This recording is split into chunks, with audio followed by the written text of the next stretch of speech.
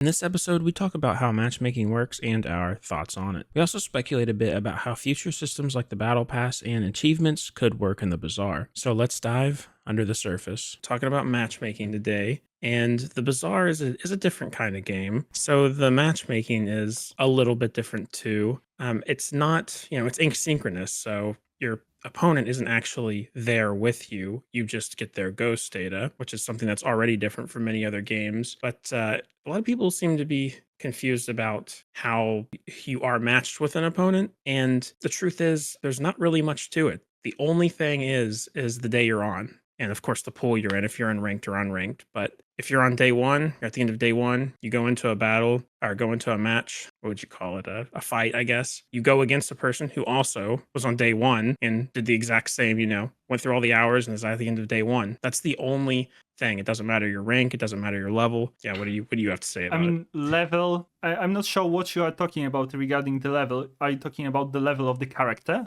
Yeah, like some people on the subreddit seem to think that if you're level 2 on day 1 or whatever, you can't face that sort of thing. Like Oh, I see. some people are like, I'm level 15, how am I facing a level 17 opponent? It's totally irrelevant because you had chances, throughout the run to pick up XP and you either didn't get them or you lost a fight against a monster or that sort of thing. Yeah. It's kind of a skill issue. Well, to be fair, it sort of is. Like the whole point of winning in the Bazaar is to min-max your character. Yeah, so if you want to be stronger than your opponent, then you have to make better decisions. Because the only fair way to pair people against each other is to allow them to have equal number of events that they have played through, right? So that's why after each day we have a PvP battle and not at random intervals, because that would be unfair. However, that's the point. When you were at a shop browsing through items and just clicking reroll, someone else went after Mountain Pass and got a bit of experience there, or maybe they went to, I don't know, BazaarCon and they got experience there. So that is how people may be ahead of you and they might have more HP as a result of that. So you need to be careful when, playing through the game, because if you are careless, well, then you might become prey for a better player, simply put. Yeah. And you can be, in your first real run of the game and go up against a Crip, for example. Yes. And, I understand why some people have a problem with that because it's not something they're used to, but it's sort of fun too, because, as a top ranked player, you're not going to see these same perfectly min-max builds over and over again. And as a lower tier player, you're actually going to see some of what the better builds have to offer, Also, the game's just so different. I don't think it really makes sense to, do it based on rank. Yeah, it is a double-edged sword, because on one hand, better players can outpace the worse players, right? That's obvious. However, as you said, those worse players can actually look at the boards that defeated them and think to themselves, aha, this is a good combo, I might look for it in the next run. So it's also a learning opportunity, but as it is an asynchronous game, it's really important to realize that it's not always 50% win rate across the board. Everybody could win, essentially, when they play, and everybody could go 10 wins every run, and the game still would work. So, I personally am not against having this, what is it called? No skill matchmaking? I think that's what it's called. Yeah. Right. So, me, for example, being, let's say, above average player, just for the sake of the argument, let's say I am an above average player, then because I can make more informed decisions during my run, I can gather more resources while going to certain events because of my knowledge. I have the opportunity to breeze through the early days because that's where most of the player base is. However, I had a lot of encounters with players that I already have recognized their names, at the later days, as well, the player base thins out because only the best players go to day 10 plus, right? So you actually can encounter people that you have already played, because those better players are more commonly at those later days because they can actually go the length, right? Yeah. And once you get past like day 12 or something, all the builds start to be super insane. But that's sort of the point, right? You had a lot of time to prepare, and if you didn't use that time to prepare, well, then it's basically your fault. And as you have put it, skill issue. Like, I'm sure you agree. Oh yeah, totally. I think another thing to mention here is that like when you fight a ghost, regardless if you beat them or lose to them or whatever, it's gone. That ghost, when you play like that horrible crypt build that one shots you in half a second, you did the world a favor. You know, it's gone forever now, and your build that maybe sucked is put into the world. Yeah, you took one for the team. But yeah, so exactly. The builds always replace each other. So, you know, and so it's not like those extremely powerful builds are going to flood the ladder, because it's not going to happen. Every day of a run has only one chance to beat another player. Do you like actually like this no skill matchmaking? Like, would you prefer to have people be paired like in bronze than in silver and so on? I prefer this. Like, I think I'm the kind of person who in other games, you know, I've heard other games like Call of Duty, for example. I used to play that years ago, and people always hate any sort of skill-based matchmaking in that because they want to like noob stomp. I was always against that, but I think this game, I think it's perfect because you're not actually facing opponents directly in like the same way as other games. They're not there, and I don't know. And noob stopping is kind of fun, and also like if you're a legend player and you're facing only other legend players, all the builds are super probably optimized for the most part and that sort of thing. And it's just fun to kind of see what everybody's cooking up, you know, new players, long-term players, that sort of thing. Like seeing the builds in this game is a big part of the fun for me, at least. Well, yeah. I mean, I agree with you, but I just realized, you know, if you have access to a character, you essentially, at least at this point, because down the line we might get card packs which might actually make some divisions between players, but currently if you have access to a character, you start at the level playing field day one, right? It doesn't matter if you're legend player or if you're bronze 5 player, everybody starts at the same place, you know? So the only thing that can get you ahead is your knowledge. And to be fair, like there are a lot of databases that can help you out, like how Bazaar GG, you know, so you may look up what certain monsters have on the boards and what skills they can get you. You may like look up all the items that are in the game, so if you find a particular shop, like let's say Mittel, who sells only medium items, you can look up all the medium items of your character and then see if anything is usable at that particular level, right? So I mean, in the future probably we'll have the Atlas, so I mean probably it's going to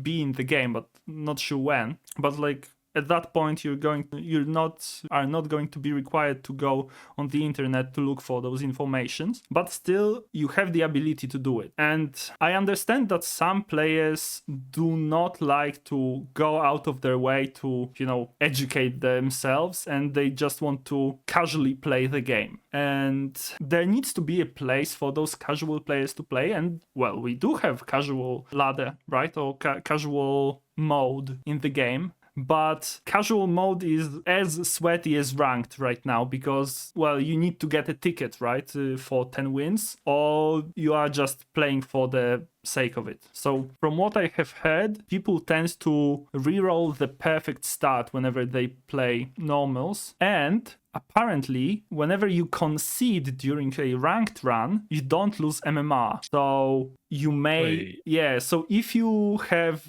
deep enough pockets, you can reroll ranked runs as well. Yeah, that needs to be fixed for both, because I mean half the fun for me is just seeing what you get, you know, and getting into it rather than I don't know. That's not how you play the Bazaar, people. Yeah, I try to not reroll. Like I did a couple of times whenever I wanted to play a specific build, like for fun. I wanted to force something without really, minding that I might not get it. I might not get to 10 wins. I just wanted to play a certain item. So that's okay in my eyes. But like if you are looking for like an early advantage by conceding runs over and over, I think at that point the sweatiness sort of overcomes fun.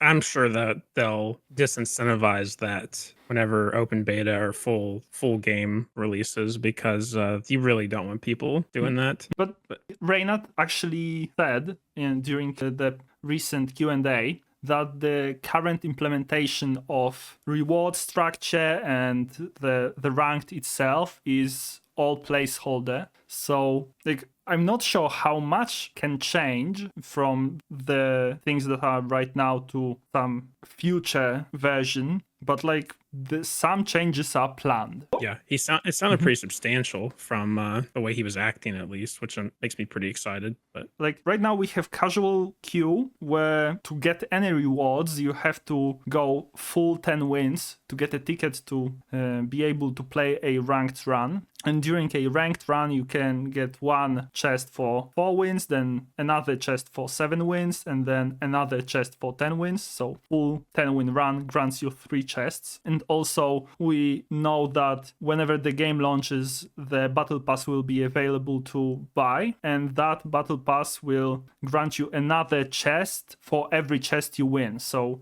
instead of going 1, 2, 3, you're going to go 2, 4, 6. But so those things are currently in the game, like planned at least. But I suppose they would like to make casual maybe less sweaty by actually giving some rewards a tier of your win, let's call it, because like those thresholds 4, 7, and 10, right? So maybe getting like 5 gems for 4 wins and another 5 gems for 7 wins would alleviate that problem a bit. But on the other hand, we need to have at the back of our minds this idea of bots just spamming runs and trying to farm gems. And even if they get 5 gems per 40 minutes, that's still net gain, right? Yeah, my assumption with the way that unranked is going to be fixed is that you have the battle pass, and typically battle passes have free and paid tiers. So you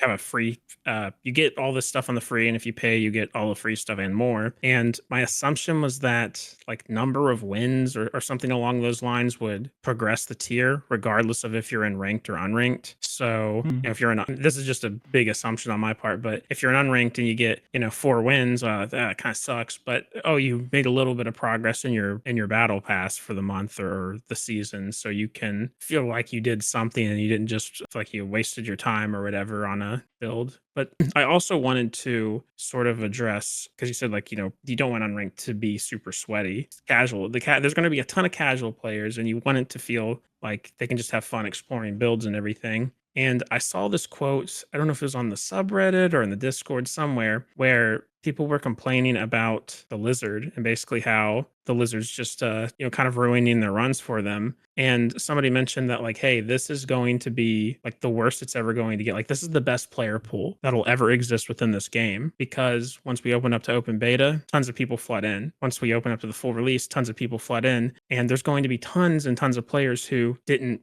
pay money or somehow get a code into a closed beta of a game. They're just somebody who clicked download on an app on the App Store and is just trying it out or whatever.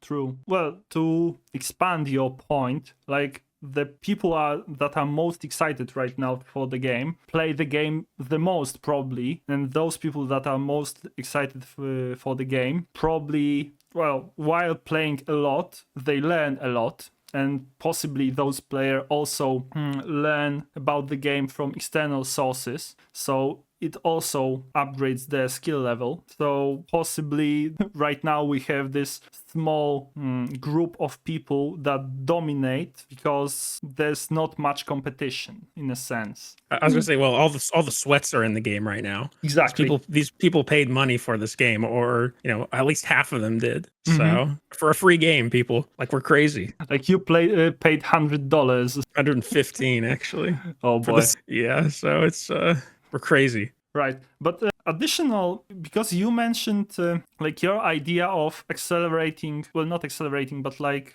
advancing your battle pass through simply acquiring wins. And I think this is an elegant solution because no matter what you do during your run, you always get a bit ahead. So then you need those free rewards on the past track, right? So I would assume that those rewards won't be what you call it, like sellable, because if they're going to be sellable, then well, bots would have even easier time because they would just like play, let's say, first 3 days, and if they luck out, they win 1 or 2 games, 2 fights, concede, repeat. So some sort of like safety precaution needs to be made there. So like in this scenario, that even if they were to be able to get as much rewards from the free track, they wouldn't be able to monetize them in any way. So this is something to be mindful of. However, like additionally, I mentioned Atlas, like this in-game database. From what I have heard, like achievements are also planned in the game. So after your, let's say, a casual run, I think having like bars regarding some achievements like fill up a bit like during this like summary screen at the end of the run would also feel nice, like even if it says unfortunate journey, you see a couple of bars just fill up a bit, and then you feel like at least some outside of the game progress was made. Yeah, I really want some sort of like hero proficiency, like that sort of thing. I didn't know there was like achievements necessarily planned, but Like, yeah, I would be down for that. I think there was like this quick intrusion, let's call it, in the recent Q&A where Reynard mentioned that people love like filling bars and they love like making numbers go big, so this was sort of hinting towards achievement system. And for example, like getting new titles, that would be an easy way to implement way of getting those, right? You may do a like you fulfill requirements of some achievement, let's say play 110 win runs of Vanessa, let's call it. I just made up an achievement. You need 110 win runs for Vanessa, and then you get a title like Vanessa Aficionado or whatever, or I'm a bit of a legend, whatever, That's a good one. It'd be super easy to implement too, I mean, I kind of get the assumption that's why titles are in the game, because it's an easy cosmetic. Yeah, so I think even if this like basic reward structure ends up being roughly the same as we have it now, I believe that by adding all these systems that accompany the game that are not yet put into the bazaar will help people just have fun with the game. Like maybe there's an achievement to, I don't know, like buy 10,000 bronze items. So even if you go 4 wins into 4 wins into 4 wins into 4 wins and you like do barely anything, like some bars will always fill up. So that would be fun. And some achievement, there is a word that is usually paired with achievement, and it's about a certain type of women, but I don't want to say that word, but I think you know what I mean. So those type of people will definitely try to complete all of the achievements and just brag about being 100% in the game. And I'm pretty sure that in a couple of months probably we'll get a screenshot on Reddit of the first person to get 100 achievements, and then it will follow, I think. God, you'd have to really know life the game to get them, because they're going to be crazy. Like what you were saying, like get so many 10 win runs with Vanessa or that sort of thing. I mean, in Hearthstone, to get a golden hero, you had to win 500 ranked games, right? And people had like whole roster of golden heroes. Like when I was playing, the closest I was to a golden hero was like 200 wins. So but I didn't play Hearthstone that much. so maybe that's why. I had back in the day, I had the mage lady, I think, but that was all. I just played the mage all the time. So, but yeah. So if you feel butthurt about the current matchmaking system, get good. I think is the response to that. And maybe wait a few months and see if you still feel bad about it after all the noobs are on and you've played for 2 months. I guess because we are old Dark Souls players, our response to those issues are always get good. Yeah. As the holidays are quickly approaching, and I'm not even sure how to put it, but like in essence, we're doing a quick break with this talk show. So until the end of the year, there won't be any new episode of Under the Surface, but we're probably going to come back with some fresh, fun topics at the beginning of the year. I think you should expect like the next episode on the 6th of January. I think we'll have time to record something fun for you. However, like, don't despair. I have at least 2, maybe more videos planned. Well, we actually do have some videos planned. So it's not like we're going completely radio silent, but it's a holiday season. I think everybody deserves a little bit of break. A little bit of time to wind down. Yeah, we'll have other stuff coming up on both of our channels, and we'll come back because Tempo's going on a couple weeks break too. We'll come back and there'll be new patches, and the open beta should be starting not too long after that, so should be a lot to talk about. Yeah, so I guess Merry Christmas or something, or whatever you celebrate. And a Happy New Year. Yeah, exactly. So yeah, thanks for watching. Like, comment, subscribe. Well, I know you want to. And we'll see you next year. Yeah, see you next year. Bye. See ya.